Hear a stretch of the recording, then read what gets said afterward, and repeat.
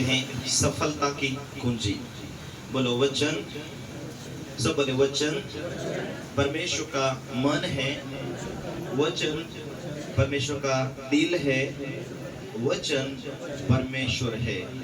आमीन, hallelujah. Mic set करी तो आवाज और लोग धैर्य रू होने के बाद में आगे कार्य करना है कि अभी मुझे जीवित परमेश्वर मिल गया, आप मुझे स्वर्ग और पृथ्वी का रचनहार परमेश्वर मुझे मिल गया। मैं खुश हूं क्योंकि मुझे एक दिन स्वर्ग जाना है। लेकिन आज मैं स्वर्ग में चलते चलते मेरे जीवन के परेशानियों से मैं आजाद कैसे हो, मेरे जीवन में सफलता में कैसे पाऊं। मेरे जीवन के अंदर इतनी संघर्ष है और मैं ये संघर्ष के द्वारा मैं निराश हो रहा हूं और सफलता प्राप्त हो रही, तो मैं सफलता कैसे प्राप्त हो करूं।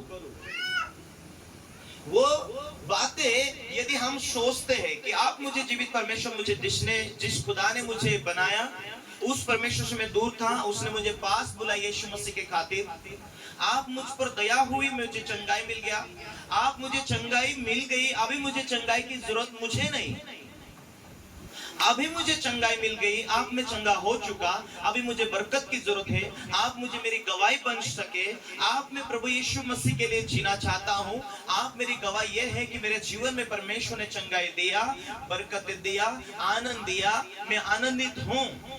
और तुम भी यीशु मसीह के आनंद को पा सकते, यीशु मसीह के चंगाई को पा सकते, यीशु मसीह के छुटकारा को तुम पा सकते।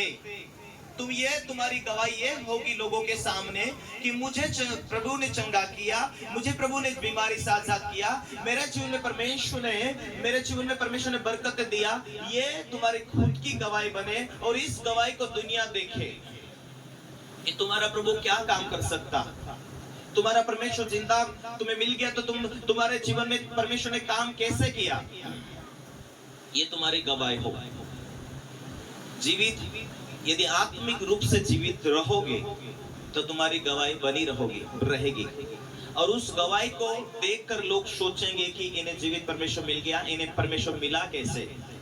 वो बातों को खोज करते हुए तुम्हारे पास आएंगे, भाई बहन मेरे लिए प्रार्थना करो, हम भी आपके परमेश्वर को जानना चाहते हैं, हम भी आपके परमेश्वर को ढूंढना चाहते हैं, क्योंकि आपका परमेश्वर ने आपके जीवन में बीमारी को मिटाकर आपको शांति दिया, चंगाई दिया। हम भी उस परमेश्वर के पीछे आना चाहते हैं। आप उन्हें सलाह देंगे कब आप आज विश्वास में बने रहोगे, प्रभु के साथ ईमानदारी में चलोगे, तो परमेश्वर का वचन कहता है आकाश टल सकता, पृथ्वी टल सकता, पर मेरा वचन कभी नहीं टलेगा। और उसने वचन दिया है कि जो भी विश्वास करेगा वो खाली नहीं रहेगा, जो भी विश्वास करेगा वो लज्जित नहीं होगा। उसने वचन दिया है। Hallelujah, hallelujah. क्या आज हम विश्वास में आने के नाते चंगे हो चुके?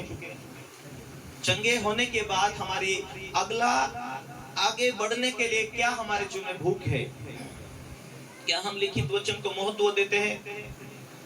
परमेश्वर का वचन भजन संहिता 138 में से लिखा है, परमेश्वर ने अपने बड़े नाम से ज्यादा अपने वचनों को महत्व दिया है। परमेश्वर ने अपने बड़े नाम से ज्यादा अपने वचनों को महत्व दिया। लेकिन परमेश्वर आज तुम्हें वचन दिया है, तो उस वचन को पूरा करने के लिए तुम्हारा क्या प्रोसीजर है, तुम्हारी क्या इच्छा है, तुम्हारी क्या सोच है, तुम्हारा विवेक क्या कहता है वचन के ऊपर जीने के लिए। परमेश्वर का वचन कहता है जो वचन पर चलेगा, जो वचन पर जिएगा, वो अनंत जीवन को प्राप्त करेगा, वो मृत्यु को न देखेगा। कौन सी मृत्यु?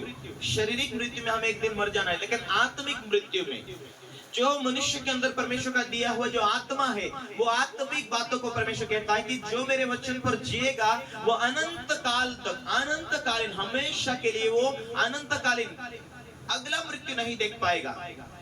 उसकी आत्मा मेरे राज्य में होगी और वो मेरे साथ में राज्य करेंगे स्वर्ग में। Hallelujah, hallelujah.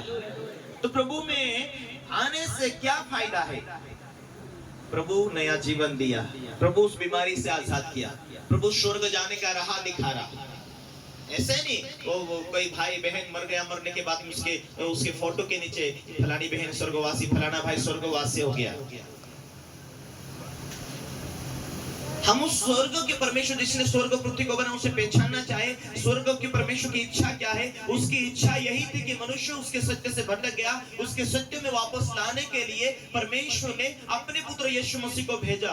और मनुष्य पापी ही थे तो उनके पापों को मिटाने के लिए, मानव जाति के पापों को मिटाने के लिए यीशु मसीह को इस दुनिया में आकर क्रूस के ऊपर बलिदान होना पड़ा। कीमत चुकाया उसने क्रूस के ऊपर बलिदान होकर, उसने लहू बहाया, उसने मौत को हरा कर 3 दिन वापस जीवित होकर, 3 दिन में वापस जीवित होकर फिर लोगों के बीच में, चेलों के बीच में रहा। और वो जीवित परमेश्वर है। और उस जीवित परमेश्वर के पीछे चलने वाले लोगों की गवाही क्यों नहीं बनेगी? यदि वो आज हर एक लोगों को दुखों से आजाद कर रहा, तो आपका प्रश्न होना चाहिए कि प्रभु उसके दुखों को चंगा किया है, मेरे भी दुखों को चंगा क्यों नहीं करेगा? वो करेगा। यदि वो चंगा करेगा, ये विश्वास बैठ चुका है, वो चंगाई आपको मिलेगी, वो बरकत आपको मिलेगी जिसके लिए तुम रोज ध्यान करते रहते हैं। Hallelujah, hallelujah. इसलिए विश्वास बड़ा है, कर्म भी बड़ा हो। जीवनों की बातों को तुम हासिल करने के लिए, जीवन की बातें तुम्हें हासिल हुई, लेकिन आगे तुम्हें और सफलता पानी है, तो उस वचन को पकड़ो। कर्म बना बिना विश्वास व्यर्थ है, कर्म बिना विश्वास मरा हुआ है। कितने लोगों को समझ आ रही है? हालेलुया। तो परमेश्वर का वचन को महत्व कितना दिया जाए? परमेश्वर अपने बड़े नाम से ज्यादा अपने वचन